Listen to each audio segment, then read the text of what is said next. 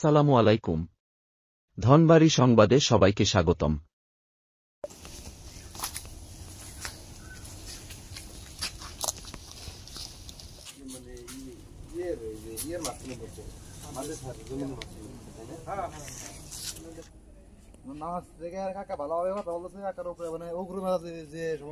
আজকে এই ঘটনার শুরু সময় আমি ছিলাম না, আমার ভাই, আমার বড় ভাই, আমার ভাতিজা, আমার ছোট ভাই ওনারা ছিল।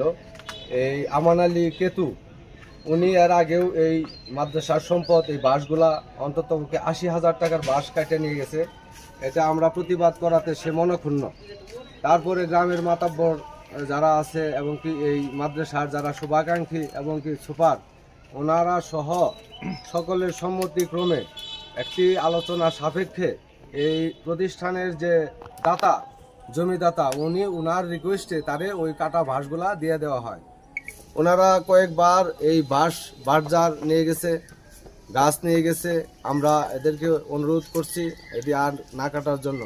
কয়েক টার্ম গ্রামের সকল মাতাব্বর বৈঠকের সমন্বয়ে বৈঠক করার পরে এদেরকে বলা হয়েছে এইবারের মতো আপনি বাঁশটি কাটছেন নিয়ে যান, আর কিছু কাটবেন না। কিন্তু দেখা যায় না, দিন নতুন সে নিয়মিত এই ব্যবহার বা এই মাদ্রাসার সম্পদগুলি সে কাটে তার নিজের কাজে ব্যবহার করে। ২:৩০ থেকে ৩টার মধ্যে আজকে কি করছে আজকের ঘটনা হচ্ছে, আমি ধনবাড়ি ছিলাম, আমার ব্যবসায়িক কাজে গেছি। তো আমি আসার পরে দেখি যে আমার বড় ভাই আর ছোট ভাই ভাতিজা ওনারা তাদের সাথে কথা বলতেছে যে আপনি কেন আজকের এই গাছটা কাটলেন। এটা তো আপনার গাছটা কে কাটতেছিল? গাছ আমান আলী কেতু ওনার নাম। এই আমান আলী কেতু বিক্রি করে দিছে, ওই গাছ ব্যাপারী কাটতেছে। তো শুধু একটা না, কয়েকটা গাছ কাটছে, এনে ৬০ না ৮০,০০০ টাকার বলে গাছ বিক্রি করছে। তাদের যে এই সম্পদের মধ্যে যে গাছগুলো আছে এটা এখন সব গাছ হলো মাদ্রাসার আওতায়। আমরা এর আগে একটা বৈঠকে তাদের জমি যে তাদের শরিকা হিসাবে ৪০ শতক তাদের ওই সাইড দিয়ে ওটা বুঝ করে দেওয়া হয়েছে, আর এই ৮০ শতক জমি হচ্ছে মাদ্রাসার গাছ, এটি অলরেডি বিক্রি করে দিচ্ছে। এই জন্য আমার ভাই বা আমার ভাতিজা এই গ্রামের পক্ষ থেকে এবং কি এই মাদ্রাসার শুভাকাঙ্ক্ষী হয়ে সে প্রতিবাদ করা, তার মেয়ে শেফালি আক্তার এবং তার ছোট ভাই মুস্তফা ওই জায়গায় ওই যে গাছ কাটছে ওই গাছের আম গাছের ডাল ছিল, ৮১ গাছের ডাল ছিল, ৮১ গাছের ডাল নিয়ে তাদের উপরে ক্ষিপ্ত হয়ে লাঠিপিটা এবং ওই বাঁশ ওই লাঠি দিয়ে তাদেরকে বাড়ি দেওয়া হয়েছে। যখন আমরা জানতে পারলাম দৌড়াদৌড়ি করে আসার পরে তারা পক্ষ থেকে তারা অনেক লোক, আমরা এই দিক থেকে সব লোকজন আসার পরে অনেক লোকজন ছিল মুরব্বীরা, পরে এটা দুই দিকে সেপারেট করে দেওয়া হয়েছে।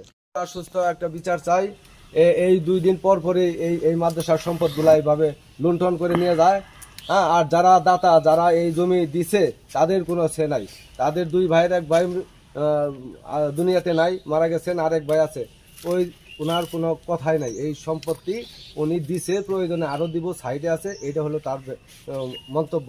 কিন্তু এই নাসুর বান্দা তার এই চাচার বইলা নিজের বইলা এই মাদ্রাসার আওতায় যত গাছপালা আছে সব বিক্রি করে এবং কি নিজের কাজে ব্যবহার করে। এটা তার বিভিন্ন ভাবে ফ্যাসাদ এবং কি। আচ্ছা, আপনারা আইনগত ব্যবস্থা নেবেন, প্রশাসনের কাছে আপনাদের দাবি কি? প্রশাসনের কাছে দাবি এই মাদ্রাসার সম্পদ যে কাটে এবং কি কাটে আজকেও নিচে ৮০,০০০ টাকার গাছ, আমরা এর সুস্থ বিচার চাই।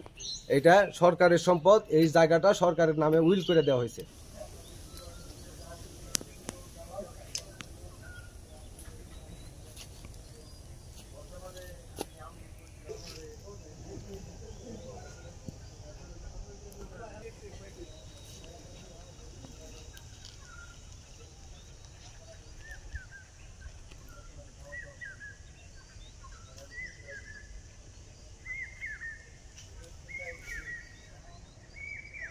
আমি মোহাম্মদ আব্দুল আলিম ফুকা, ১ নং ওয়ার্ড বিএনপি সভাপতি।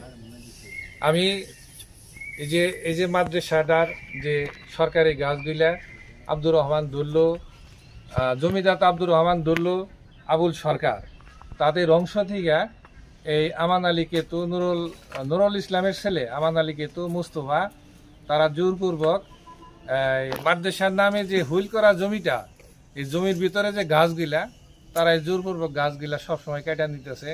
এর আগেও বাঁশ নিচে কেটে ওইটা এলাকার সমন্বয়ে তাদের বাঁশগুলা দিয়ে দেওয়া হয়েছে। কিন্তু আজকে আবার গাছগুলা তারা নিতেছে। তা আমরা এলাকার শুভাকাঙ্ক্ষী হিসেবে আমরা প্রশাসনের কাছে এর বিচার চাই যে তারা কেন তার চাচার নাম ভাঙ্গাইয়া এই মাদ্রাসার জমি, এর আমরা একটা সুষ্ঠু বিচার আপনার দাবি আইনগত করছি। ব্যবস্থা গ্রহণ করবেন? হ্যাঁ, আমরা এর আইনগত ব্যবস্থা গ্রহণ করব, অবশ্যই করব, কারণ সরকারি সম্পদ, এটা তো তাদের ব্যক্তিগত সম্পদ না। তাদের ব্যক্তিগত সম্পদ তারা নিয়ে যাবে, এটা আমাদের আপত্তি নাই।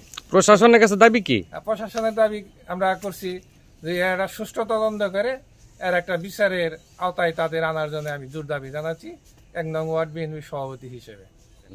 আমার নাম মোহাম্মদ সাদি। তো আপনার গ্রাম কোনটা? আমাদের গ্রাম হচ্ছে সাতারকান্দি। আচ্ছা, এই যে মাদ্রাসায় আজকে কি হয়েছে? মাদ্রাসায় আজকে যে মাদ্রাসার যে জমি আছে, এখানে যে মাদ্রাসার যে সম্পদ গাছপালা আছে, এগুলা আমাদের এলাকার আমান আলী কেতু নামে যে লোক আছে, উনি এই গাছগুলো জোরপূর্বকভাবে কেটে দিতেছে।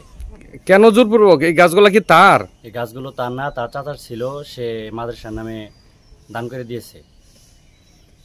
এই ঘটনাটা কখন ঘটাইছে? ঘটনাটা আপনার হচ্ছে 2:30 বা 3টার দিকে এটা হয়েছে আজকে। আজকে। এটা মাদ্রাসার সম্পদ, সেটি জোর করে বিক্রি করতেছে। এটা আমরা সবাই সুস্থ বিচার চাই। স্যার সম্পদ কেটে নিচ্ছে, কেতুরা বাঁশ গাছ তার কেটে নিচ্ছে, এগুলা বেশি আমরা মাদ্রাসার অনেক উন্নয়ন করতে পারতাম। আপনারা দেখতে পাচ্ছেন মাদ্রাসার অনেক বেহাল অবস্থা। তো আমরা এটার সুস্থ একটা বিচার চাই। কার কাছে বিচার চাচ্ছেন? সরকারের কাছে আমরা সুস্থ একটা বিচার চাইতেছি। গাছ আমি কাটছি, আর দরবারে সিদ্ধান্ত হয়েছে গাছ মাদ্রাসার একটু পড়ছে, যার মতো গাছ কেটে কেটে নিয়ে যাবো। তা আমরা সেই গাছ বিক্রি করছি। আজকে তারা গাছ বাধা দিছে, আর বাধা দিয়ে আমরা বলছি দিকে আমাকে মারধর করে মারধর করছে। আপনার নাম কি? মোহাম্মদ আমান আলী। ঘটনাটা কখন ঘটছে? ঘটনা বেলা 2টার দিকে। আমার নাম গোলাম মুস্তফা। মাদ্রাসায় জমি আমার 2 চাচাই দিছে আর আমি দিছি, 3 জন আমরা জমিদাতা। কতটুকু দিছেন? জমি দিছি আমার এক চাচা দিছে 50, আর এক চাচা দিছে 40, আমি দিছি 10, এই মোট 1 একর। আচ্ছা, গাছ নিয়ে কি হয়েছে? আচ্ছা, গাছ নিয়ে হয়েছে, গাছগুলো আমরা লাগাইছি আমাদের জমির মধ্যে, শরিকা বন্ডের জমি।